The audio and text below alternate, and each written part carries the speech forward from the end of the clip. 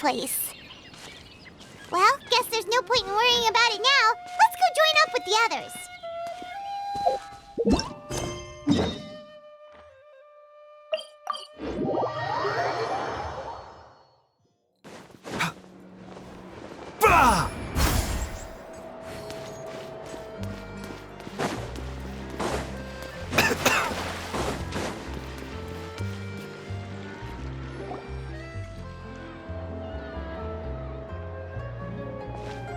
Good morning!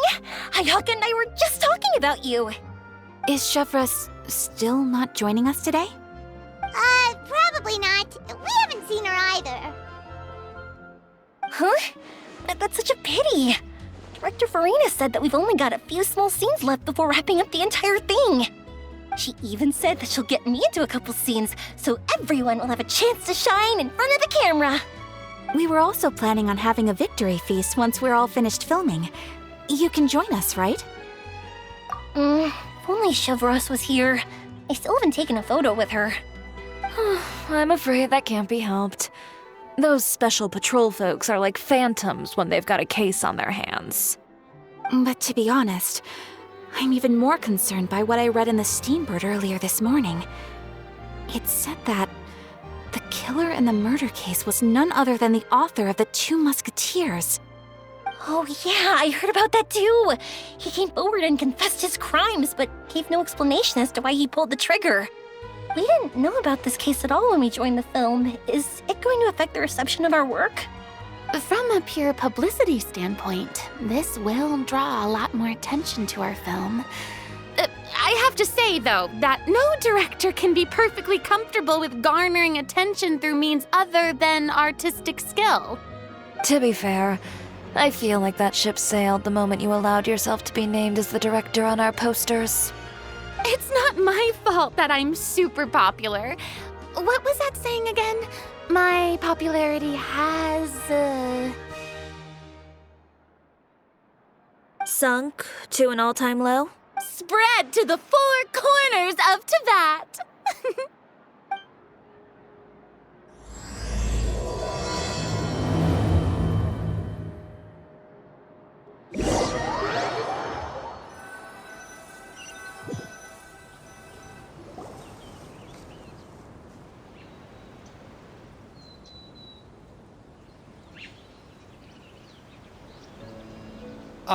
Excuse me, everyone. Xavier! Feels like it's been ages since we last saw you. I've been talking nonstop with the Film Association, and I'm absolutely swamped trying to coordinate the film's marketing. So forgive me for not being around more often, but please believe me when I say that I will make sure everyone's hard work gets the exposure it deserves. Oh, seems like you've been fighting your own battles. Yes, that's one way to put it. Oh, and before we begin the final round of filming, please allow me to finally introduce you to the original investor of our film, Mr. Morris. A pleasure to meet you all. Yes, glad to make your acquaintance, Mr. Morris. We've heard about the issues you've encountered with your financial situation, and genuinely hope that things have taken a turn for the better. Oh, well, the situation has indeed improved somewhat. Don't worry, Mr. Morris. Accidents and last-minute challenges happen all the time. There's no need to blame yourself over it. The good news is that we're almost done filming now.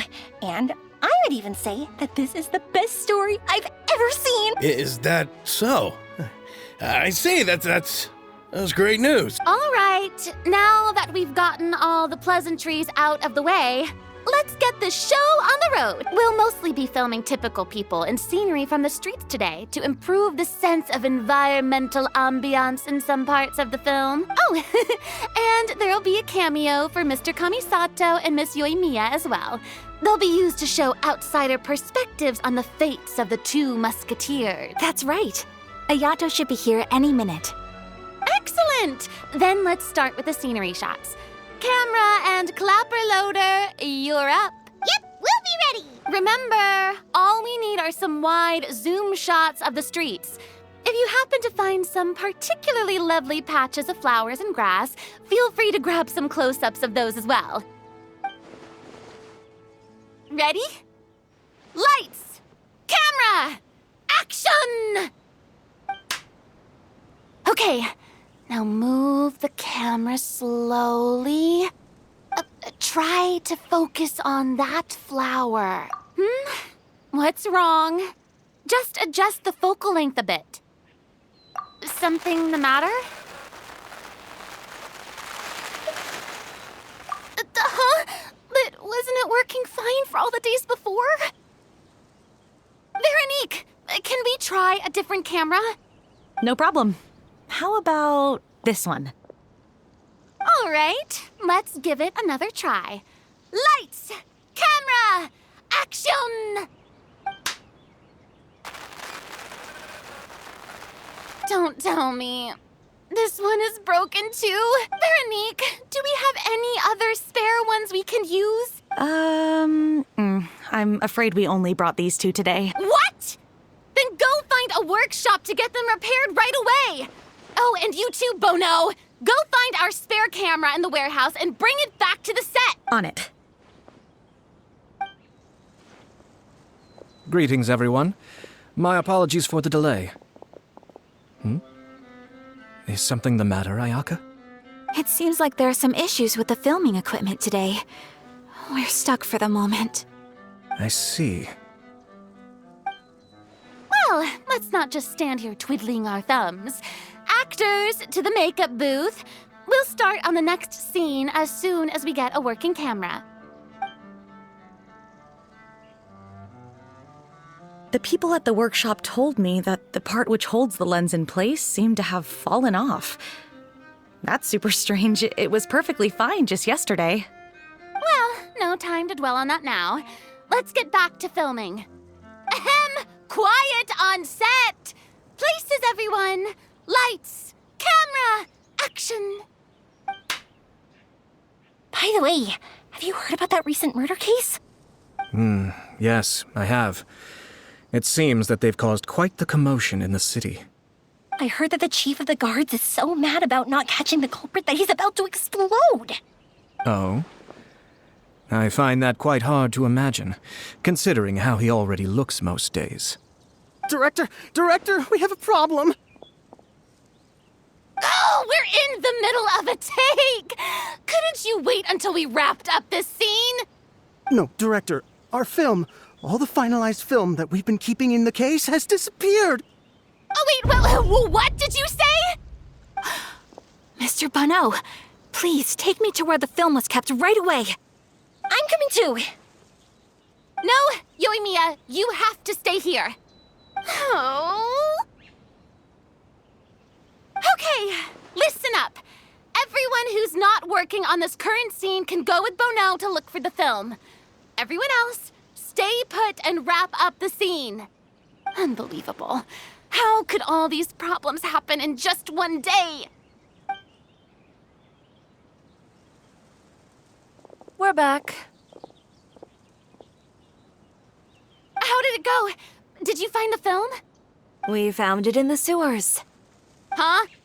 In the sewers? Is the film still okay? We discovered it just in time, so we should still be able to salvage it. The others are checking now to see if we lost any specific scenes. You scared me for a moment there. I nearly thought we had lost everything. I really don't want to experience that feeling of despair again. Okay, but who could have stolen the film and dumped it there? Could it be, some competitors working on other films? But if they wanted to harass us, why wait until the last day? Okay, we don't have time to really look into it right now. Let's strike while the iron is still hot and wrap this thing up once and for all. Yeah, let's finish it.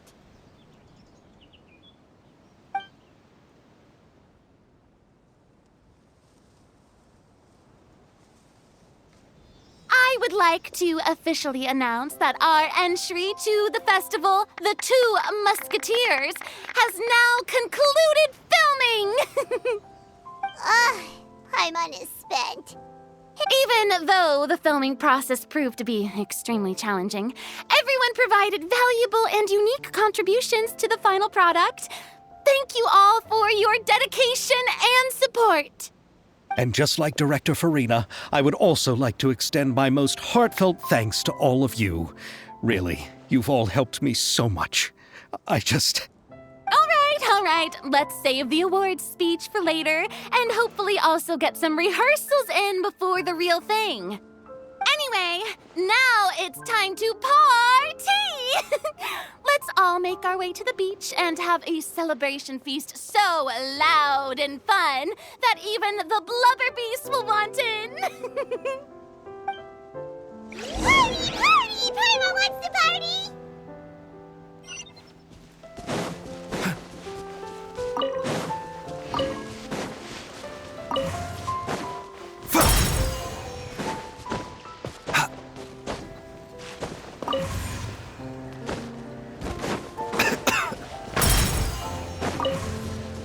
Whoa! This place is hopping!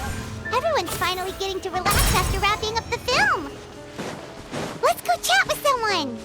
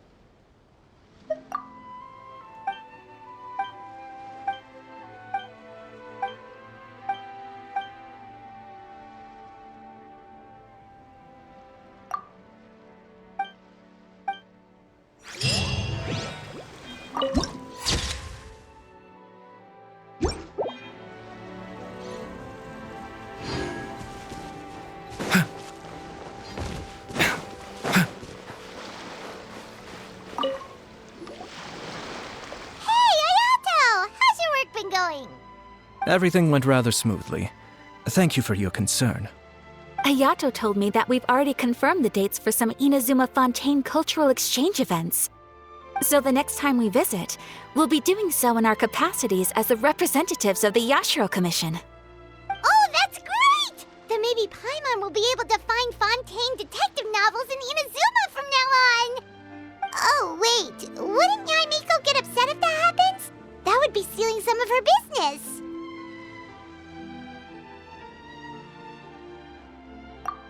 You've got a point.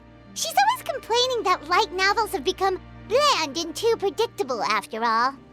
The cultural exchange won't only feature literatures of both nations, of course. We have also made plans for cross-cultural engagements in the fields of gourmet cuisine, toy making, and artisan craftsmanship.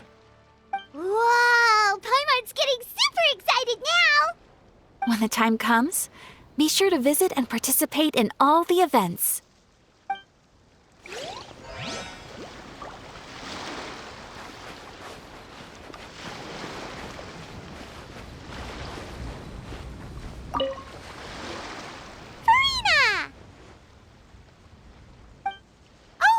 My darling clapper loader and camera operator, you've both worked really hard. Paimon thinks you worked even harder than us. Honestly, Paimon was getting a little tired of playing with the clapperboard by the end of it. Worst of all, Paimon started having dreams of you shouting, "Lights, camera, action!" into Paimon's ears. The actual dream can't even start until you've yelled that. Hey! If anything, shouldn't I be more grand and delightful in your dreams? We've been through so much together, and that's how your brain remembers me? That's not Paimon's fault. We've just used the clapperboard too much lately. Anyway, what's most important is that we've wrapped the film. I'm pretty confident that we'll take first prize. Hey, no need to mention the official name. Wait, now that you mention it, if we did win the prize, would Farina just get a statue of herself? Come on, I don't need that kind of attention. Xavier can accept the reward on our behalf. But just imagine! Farina accepting the Farina Award and holding a Farina statue. I'm going back to my dessert now. You all can keep discussing that on your own.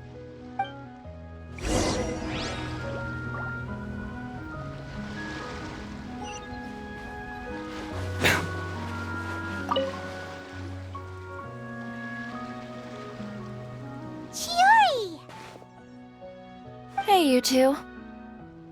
Are you not really into these kinds of big social occasions? Not particularly. But this is still better than Fontaine Fashion Week. But if this film becomes a big hit, people will definitely come flocking to your shop. Yes, that's highly likely. As long as the film can premiere as planned. Are you still worried about the case? That and all the obstacles we had to face today. You're right. It's as if all our bad luck just manifested at once. But why today of all days? No, it's nothing. We've already delivered the film to the editors, so there should be nothing more to worry about. How are you doing, Mr. Morris? You having a good time? Well, you could say that. Do you happen to know when the party is scheduled to end? Judging by how much fun everyone's having, I'd say probably not until well after midnight. Is there something that you still have to take care of at home, Mr. Morris? Oh, well, I'm just not a late night person, so I might take off shortly. Oh no! Silly me. I almost forgot something super important. Oh, what is it? I prepared a whole batch of fireworks for the party, but I forgot to bring them over from the warehouse. Fireworks, you say? That's, truly a pity. Sorry things didn't go as planned. Could you help me carry them over, Mr. Morris? I won't be able to fetch all of them by myself. Me? Are you sure that you can't find anyone else? I just wanted to make this a surprise for everyone. The warehouse isn't far from here. We'll be there in no time. Pretty please, Mr. Morris. These are some of the best fireworks I've ever made.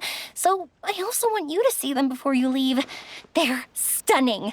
I promise that they'll be a once-in-a-lifetime experience that you'll never forget. But... It's okay. Just come with me. If we're sneaky enough, nobody else will see us leaving. all right. The warehouse is right over here. I moved the fireworks there in advance, so it shouldn't be too much work bringing them back. It's still a ways away from the party. Sorry about that, Mr. Morris. It's probably because I'm used to carrying fireworks all the time, so it doesn't feel like a lot of work to me.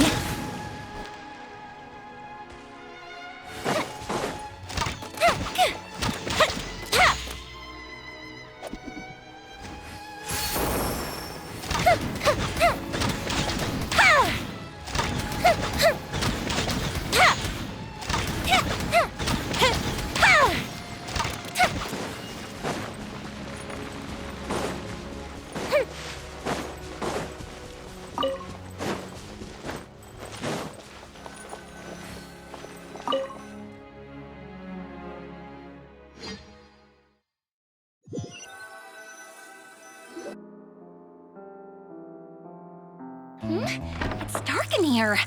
Wait here, Mr. Morris. I think the light switch should be somewhere over here. Why did I have to get roped into this? What was that?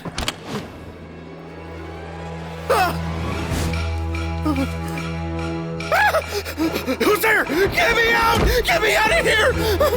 Did you really think you'd get away, Morris?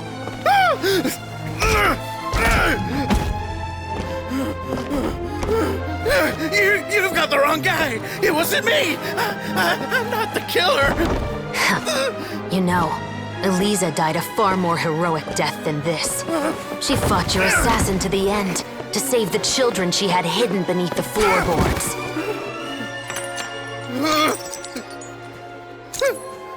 That is Eliza's pendant. The one with a photo of you two inside. The one you gave her. Ring any bells? It's a fake! It has to be! There's no way! No way your assassin didn't destroy it, you mean?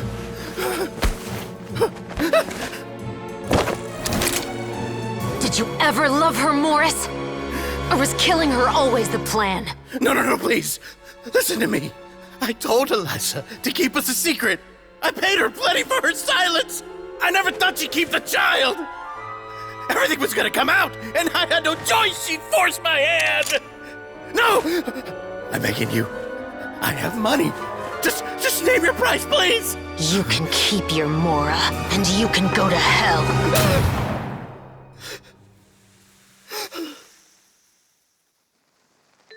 I'm Captain Shovraz of the Special Patrol.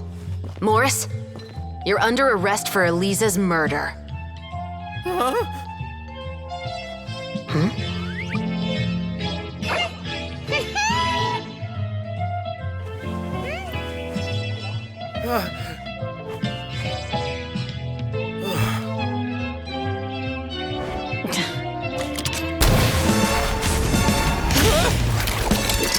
You're under arrest too, prop manager Veronique. Or perhaps I should call you the second Musketeer.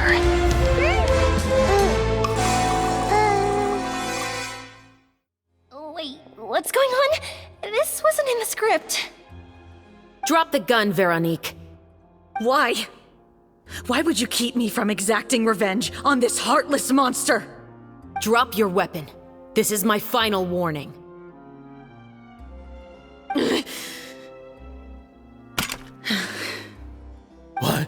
What is going on? Do I have to spell it out for you, Morris? Everything that took place just now was staged to get you to confess the truth. But this last part is all improv, of course.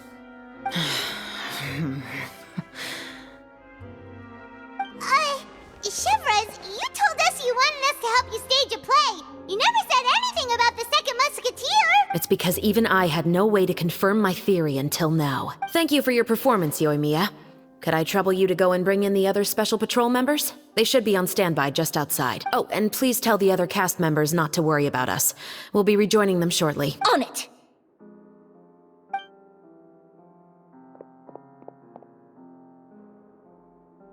So what do you think, Morris?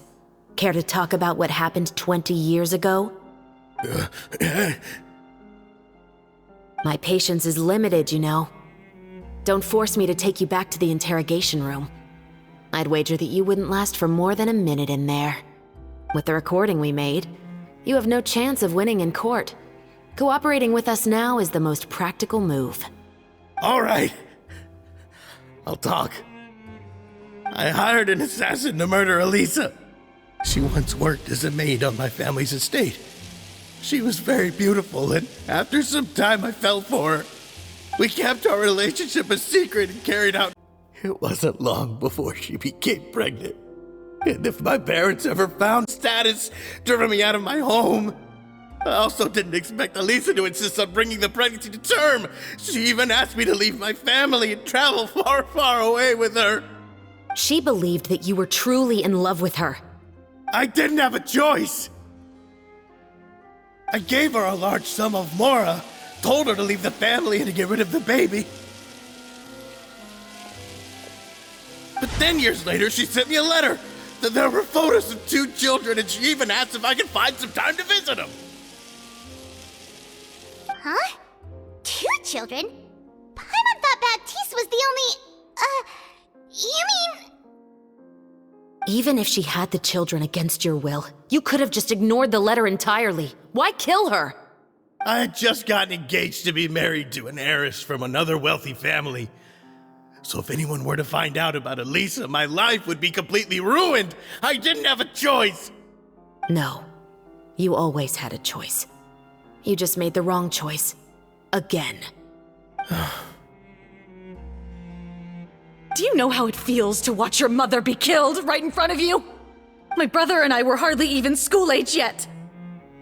We were hidden beneath the floorboards, grasping each other's hands like a lifeline. We were so terrified that we didn't even know we could ever take a breath. All we could do was to watch Mother try to fight back, and then collapse to the floor. Even after the assassin left, we were still too terrified to leave our hiding spot. We thought that he might come back. It was only until the next evening when we finally climbed out and gathered around our mother. But she had already become cold and stiff to the touch.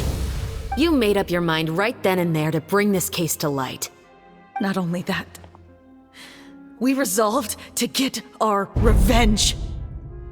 And that's why you became the Musketeers.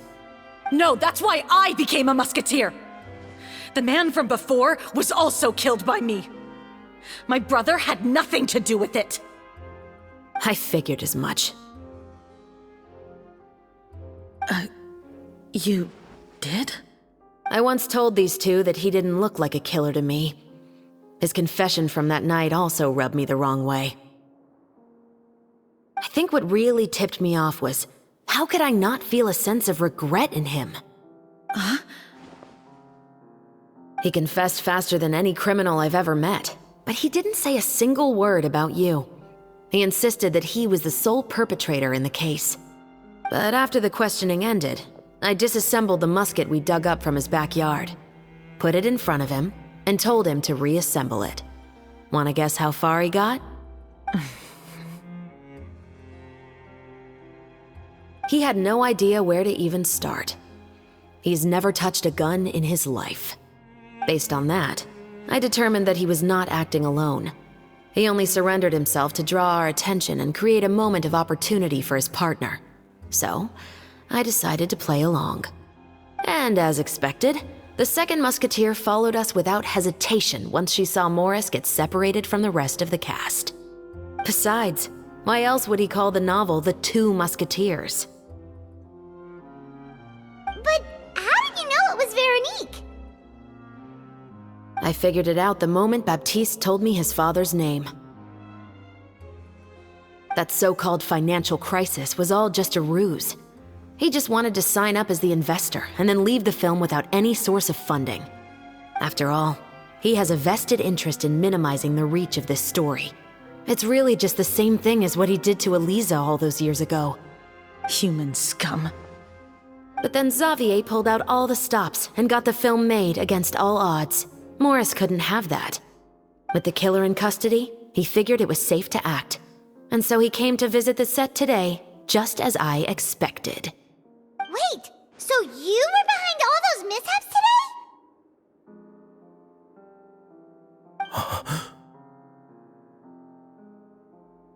today? As for the identity of the second musketeer, I assumed they'd probably stay close to Morris and look for an opening. And if they already knew that Morris was the film's investor, then that narrowed the list of potential suspects as well. Furthermore, being the props manager would allow the culprit to avoid scrutiny by purchasing mechanical parts in the name of the crew. With that hypothesis in mind, I went back to check Baptiste's orphanage adoption records. Guess whose name I saw on the same page, just a few lines from his. My brother. He trusted you. As in, he trusted me to perform the deed on his behalf? He trusted you to stand on the side of justice. I am. I thought you could do it as well. Oh, the look on your face when you told him to go to hell. I really thought you'd put a bullet in his brain. You know what he has done. Are you telling me that you'd rather see him spend the rest of his life living like a king in the fortress of Meripede?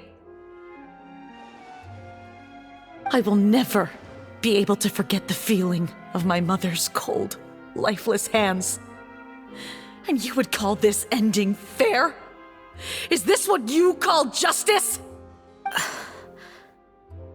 I won't lie, Veronique.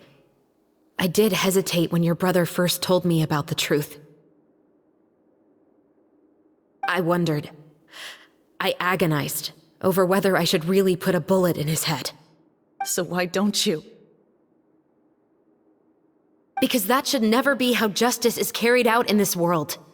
Perhaps, to you, justice is simply reciprocated. An eye for an eye, and a life for a life. But everyone has their own understanding of justice.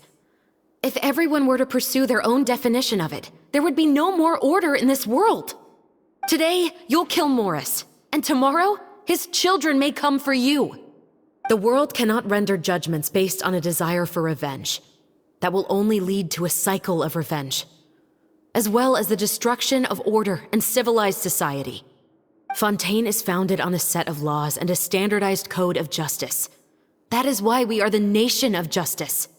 But with all that said, I will promise you this. Morris will not lead a cushy life in the fortress of Meripede. Chevreuse, the rest of the special patrol is here. Thank you so much, Yoimiya. Letelier, Terena, please take them away.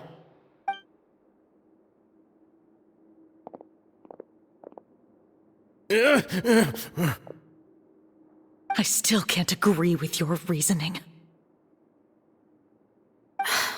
I know. Justice has not been delivered. At least, not today.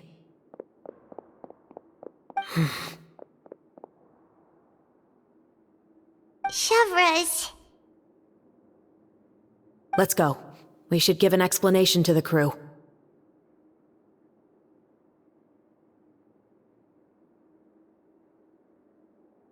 Thank you for your concern. I'm fine. I'm just thinking about the things in life that have driven people to take justice into their own hands.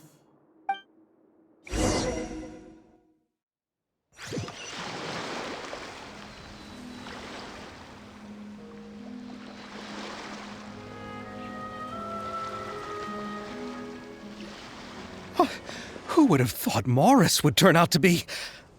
I'm at a loss of words. How could he have done something like this? I'm just glad that you're all safe and sound. Who knew that such a labyrinth of cases would be behind this story? Well, what should we do now? We have a finished film, of course, but should we still go ahead with the premiere? What do you mean?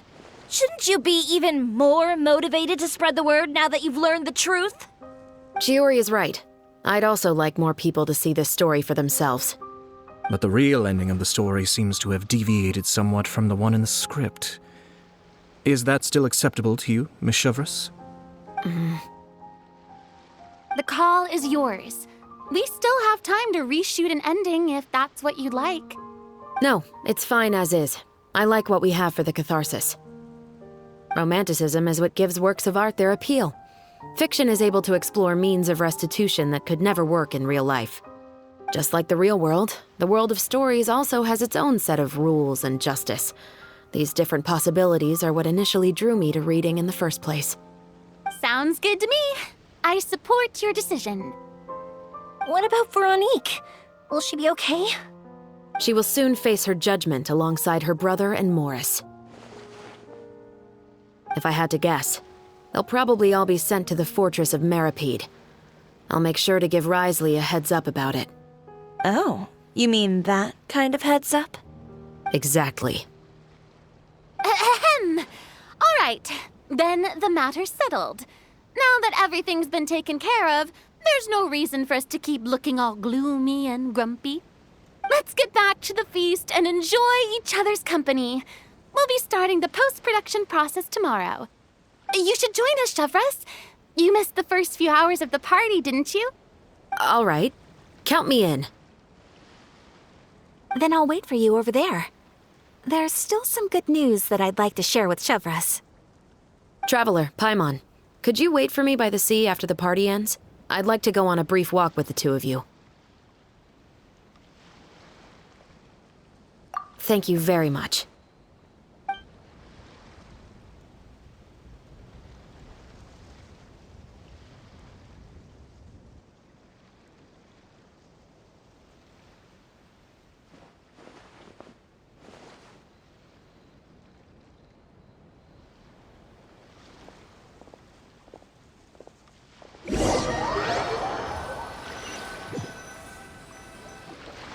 Sorry for the wait. Oh, we weren't waiting long at all. Is there something else you wanted to tell us? No, I don't have anything new to share. I just felt that since you were my investigation partners, I should have another conversation with the two of you.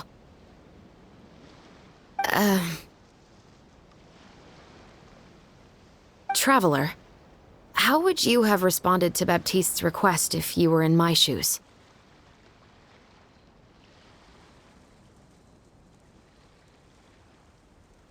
Is that so? Well, thanks for sharing. When I was young, my father often took me here to swim. We'd come rain or shine, even when it was freezing cold. He told me that swimming was the best activity to train one's strength of will. You could never give up before reaching the shore, especially when the water was cold. Oh? Why's that? Because the moment you give up would be the moment you die. At that point, I still hadn't received my vision. One winter, the chilly wind felt almost like knives on my skin, and the seawater was so frigid that it numbed my toes the moment I stepped in. I cried and begged my father to spare me from having to swim across, but he wouldn't listen. He used to be a member of the Special Patrol as well. You could say it was his way of educating his children. That sounds awful. When he saw that I wouldn't stop crying, he just picked me up and tossed me into the icy water. The bone-chilling cold took away my senses. I couldn't feel anything but fear and rage. I waited for my father to save me, but one look and I knew he'd already started swimming for the opposite shore. I realized that if I were to give up, I really would die right then and there. I used all of my strength to try and catch up to my father. Those few minutes felt longer than my whole life up until that point. I did, however, make it to the other side. I've never felt afraid about anything in my life after that, nor have I ever cried again. That way of teaching would have never worked on Paimon. Yeah, I don't think that was the right method for anyone. It's just that, working now as I am in the pursuit of justice, I still sometimes feel like I've been tossed into that winter sea all over again. The anger and the helplessness. Chevreuse. But the worse I feel, the more I know to never give up. The alternative would be to forever lose myself among the waves. Anyway, how about a race? Neither of us will drown, but we can still see who swims faster.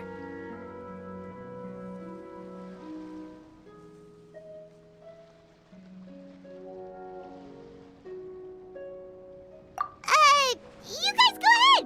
Paimon will grab the clapperboard to mark the start of the race.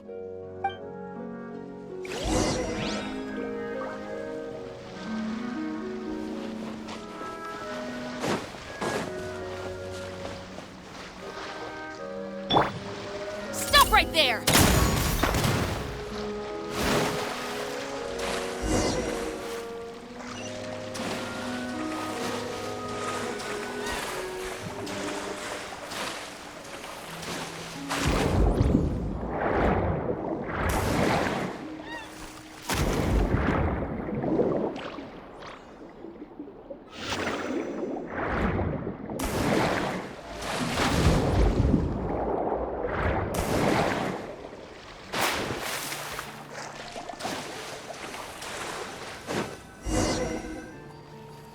Whoa, that felt good.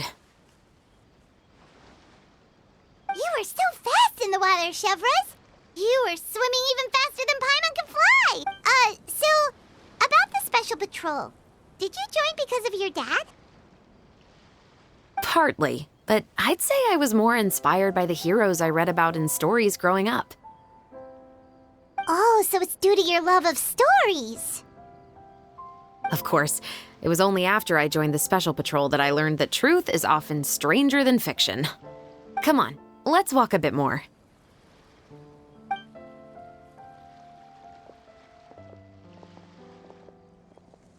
To be honest, I do sometimes question whether the decisions I make are the right ones. But I know that no matter what, I must keep swimming. Because the only thing I've got my eyes on is the shore in the distance.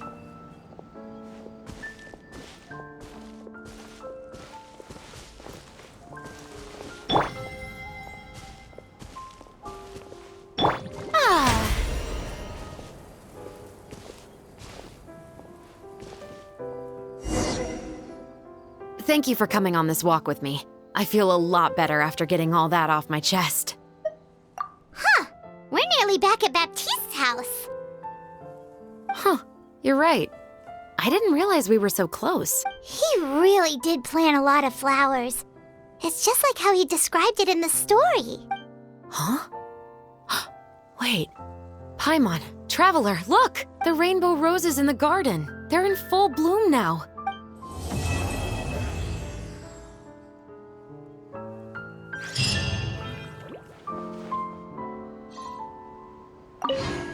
Even though it's a bit late, I must thank you for investigating this case with me. Not on behalf of the Special Patrol this time. It's a personal expression of gratitude from yours truly. Oh, you want to hear more about my father? To be honest, I didn't spend that much time with him. He was always busy with the Special Patrol, so he would often return home really late at night. Some nights, he didn't come home at all. Once, he didn't come home for a long time, maybe a whole week or so. When I went out to buy food, I learned that he had become a criminal, and by extension, that made me a criminal's daughter. But we can talk about that another day. Films are different from the real world. They're a form of art and represent the wishes in people's hearts. I adore the two Musketeers, and I'm very happy to have had the opportunity to act the role as one. I can't wait to catch the film when it premieres in the Opera House. I'm looking forward to seeing the audience's reaction to the climactic ending. I actually have a lot of sympathy for Veronique and Baptiste. I can understand the hatred they feel for their father, but that doesn't mean I'll allow them to walk the path of evil, even if it might lead to another sense of justice. Thank you for looking out for me. I'll see you at the award ceremony. I'd be very surprised if we don't win.